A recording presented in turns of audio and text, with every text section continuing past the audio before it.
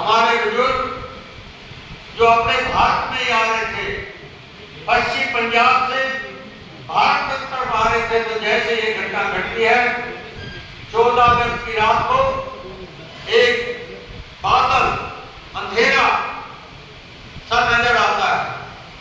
एक समय तो आजादी पर हम ये कर रहे थे, खुशियां मना रहे थे, हम दिवाली के रूप में मना रहे थे, मिठाइयां एक दूसरे को खिला रहे थे, अंग्रेज भारत छोड़ गए हैं।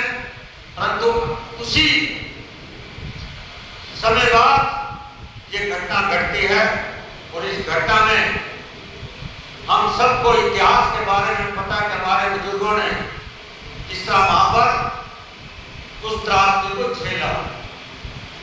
मित्रों, त्रासदी तो झेली, परंतु वर्तमान में आजादी के बाद जब देश में कांग्रेस का शासन रहा 2014 से पहले, फिर भी भारत भुगत रहा था। अरे भाई, देश आजाद हो गया, बंटवारा हो गया, हमारे बुजुर्गों को, हमारी बहन बेटियों को जिस तरह त्रासदी झेलनी पड़ी, उसके बाद आपने क्या किया? आपने फिर भी मुसलमान जब भारत से बाहर जा रहे थे, आपने उनको रोक लिया। आपने इस वोटों के चक्कर में वक्फ बोर्ड क्यों बना दिया? क्यों? ये वक्फ बोर्ड की प्रॉपर्टी हिंदू समाज के पास जानी थी, इसलिए वक्फ बोर्ड की प्रॉपर्टी पे मुसलमानों का दोबारा कब्जा ले।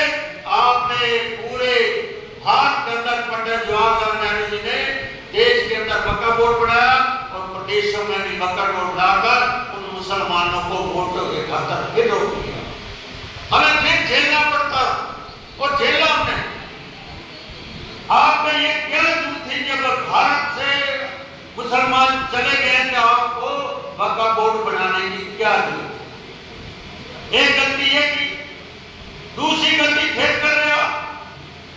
जब भारत में एक निशान, एक प्रधान, एक झंडा, फिर आपने 370 धारा 35 क्यों लगाई?